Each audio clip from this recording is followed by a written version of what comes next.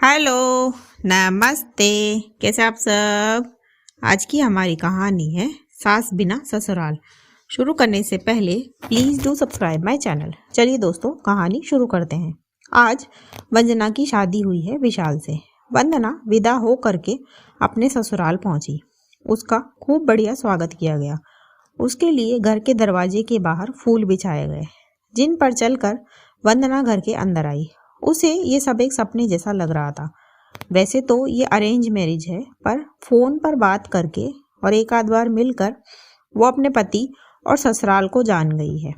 खैर, उसकी फैमिली में उसके पति के अलावा उसके ससुर दिवाकर जी है। उसकी सास का निधन हो चुका है। उनके निधन के बाद दिवाकर जी ने विशाल के कारण दूसरी शादी नहीं की। उन्होंने अकेले ही उसे पाल पोस कर बड़ा किया है। घर का सारा काम वो खुद ही करते थे। खैर, उसकी सब सहेलियां तो उसे बार बार यही बात कह रही थी कि तेरे तो मजे हैं, बिना सास का ससुराल मिला है, कोई रोक टोक करने वाला नहीं होगा। शादी के बाद कुछ दिन तो घूमने फिरने और मौज मस्ती में ही निकल गए। फिर शुरू हुआ सफर। हिंदी का सफर नहीं, इंग्लिश का सफर। अगले दिन वंदना 7 बजे उठी। तब दिवाकर जी बोले, बेटा थोड़ा जल्दी उठा करो। वंदना ने कहा, जी पापा जी। अगले दिन वंदना सुबह 6 बजे उठी और नहाकर किचन में जाकर काम करने लगी। तब फिर दिवाकर जी किचन में आए और बोले, वंदना रोटी गरम बनाया करो, जब जो खाए तभी। मुझे और विशाल को गरम रोटी ही पसंद है। कल तुमने रोटियां एक साथ बनाकर रख दी थी, आगे से ध्यान रखना। वंदना ने सहमति में सर हिला दिया। अब जब जो खाता तभी वंदना को रोटियां सेकनी पड़ती, और उसके ससुर जी जब वंदना का दोपहर में आराम करने का समय होता तभी रोटी की आवाज लगाते। वंदना झुंझलाते हुए उठती। उसे ऐसा लगता जैसे दिवाकर जी जानबूझकर उसे परेशान कर रहे हैं। कभी कहते कि कपड़े हाथ से धोया करो, कभी कहते कि पोछा हाथ से बैठकर लगाया करो, कभी कुछ तो कभी कुछ। उसके ससुर जी उसे ये सब बातें कहते भी इतने प्यार से कि वंदना चाह कर भी उल्टा जवाब नहीं दे पाती थी। वंदना शादी से पहले जॉब करती थी। वो एक स्कूल में टीचर थी, तो उसने सोचा कि मैं जॉब ही ज्वाइन कर लेती हूँ, कम से कम थोड़ी देर घर से दूर तो रहूंगी। तो उसने शाम को डिनर परोसते हुए ये बात कही।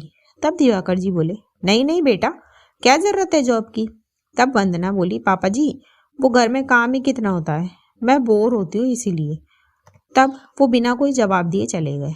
अगले दिन दोपहर में दिवाकर जी आए और बोले, बेटा तुम्हारा टाइम नहीं कट रहा था ना, तो देखो मैं तुम्हारे लिए क्या लाया हूँ। वंदना ने देखा और अपना सिर पीट लिया। उसके ससुर जी गेहूं की बोरियां और सिलबट्टा लेकर आए थे और बोले, बेटा आज से तुम मिर्च वगैरह सिलबट्टे पर पीसना और गेहूं साफ करना, तुम्हारा टाइम आराम से कट जाएगा। पर काम की बात मत करना, मेरे घर में कोई कमी नहीं है जो बहू को कमाना पड़े। ये सब सुनकर वंदना को गुस्सा आ गया और वो बोली, पापा जी मुझे घुटन होती है आपके इस घर में, इसीलिए मैं जॉब करना चाहती हूँ। तब दिवाकर जी चिल्लाते हुए बोले, बहू इस घर में रहना है तो इस घर के रूल्स मानने होंगे, वरना। इतना बोलकर वो अपने रूम में चले गए। फिर वंदना भी रोते हुए अपने रूम में चली गई।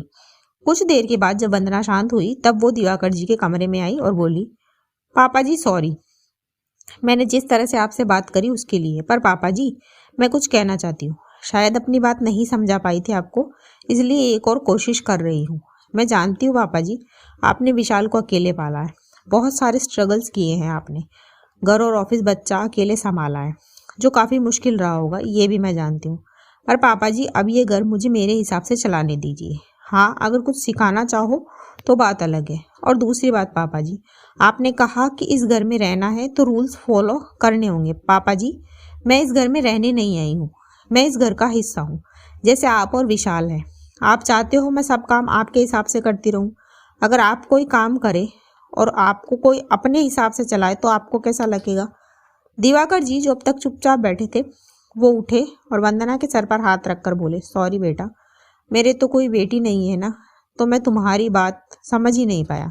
फिर उन्होंने वंदना की तरफ हाथ बढ़ाते हुए कहा, चलो एक काम करते हैं, आज से हम दोनों दोस्त बन जाते हैं, फिर अगर मैं कुछ गलत करूं तो तुम मुझे डांट लेना। उनका ये रूप देखकर वंदना को हंसी आ गई। फिर उसने हाथ मिलाते हुए कहा, डील डन पापा जी। फिर वो खिलखिलाकर हंस पड़े। दोस्तों, वंदना ने सही किया या गलत, इसी सवाल के साथ कहानी खत्म होती है। कहानी आपको कैसी लगी मुझे कमेंट बॉक्स में ज़रूर बताएं। ऐसी ही और कहानियाँ सुनने के लिए मेरे चैनल KNY के हिंदी कहानियाँ को सब्सक्राइब ज़रूर करें।